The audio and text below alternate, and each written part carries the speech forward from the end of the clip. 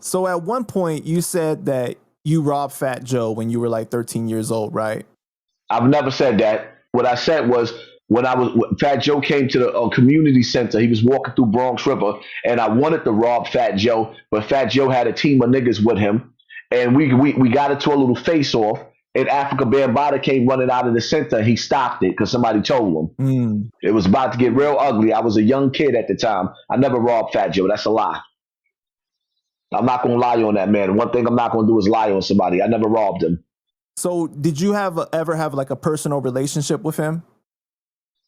Nah, I never had a personal relationship. I've been around, him. I've been around him in the past, but I've also been around his brother Money Man. But I was a young man running with BO, so they didn't really know me like that. I was in the streets young. Right.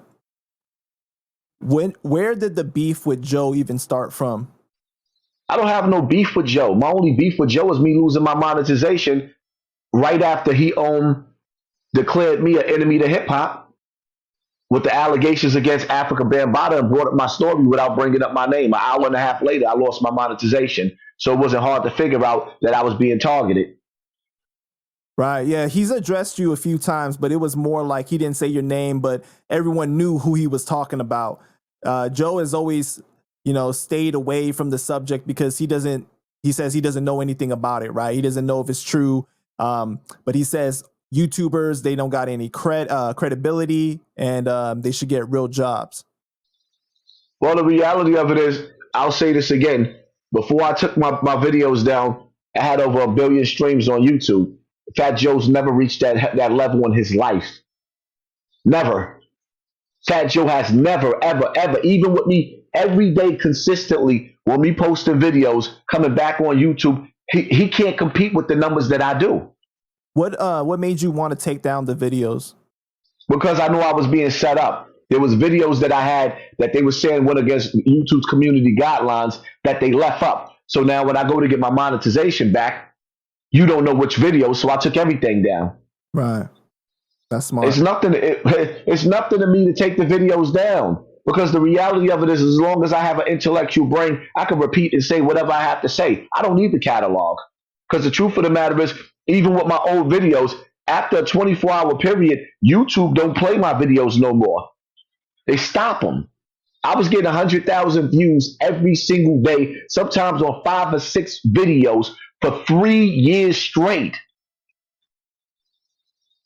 Nobody was doing numbers like that, unless it was an academics. And even with academics, he wasn't posting videos every day like that. Every video was a hit. I know you said that you love people from Joe's side, right? He be around some real dudes like Percy and people in KAR. If I'm not mistaken, you said that you was locked up with Pistol Pete at one point. Nah, I was never locked up with Pete. I met Pete outside around my peoples. Okay. I was never locked up with Pete. I was locked up with Pistol Pete, the real Pistol Pete, not the real Pistol Pete, not KAR Pistol Pete. Those are two different Petes. Right. So what's the relationship with Pete like? Which one are you talking about? The KAR one, sorry, KAR. Me and Pete don't really know each other like that. I've seen him on the block. I met him around my people. He's cool. There's other dudes, like I said, there's other my peoples is my nigga Ant, my nigga T Mac. Those are my peoples. Miami is cool. I met Miami. Miami is a cool dude. You know what I mean? Miami's one of the dopest dudes. Pete is a dope dude. So I give respect and show love to some of them dudes because I see them out there on the block. We be on the block, on the same block. On the same block. We see each other. And those are dope dudes. My personal issue was with some of the things that Joe did and how Joe moved.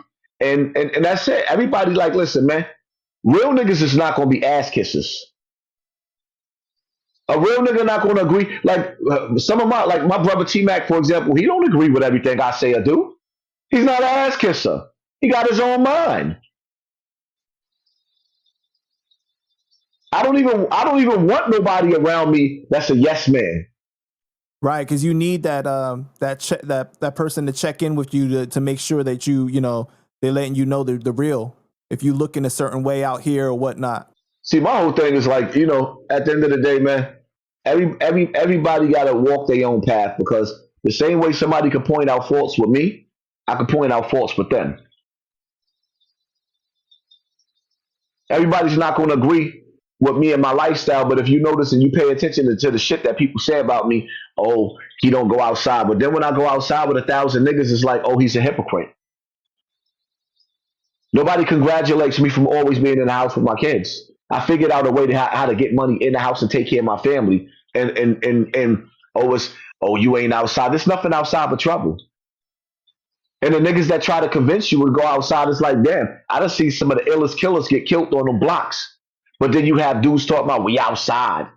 So what does that mean when you say that you outside? What does that mean for the nigga that got busy? The real niggas that got busy, that got murdered. What that means? You tougher than them? Because you still alive? Nah, man, you speaking facts. That's a really good point. You know, you out here and you found a way to make money and you taking care of your family. That should be commended. You know, especially like you said that you came from a household where your dad wasn't around, right? So you stepping up and you being that father figure that you didn't have. Right.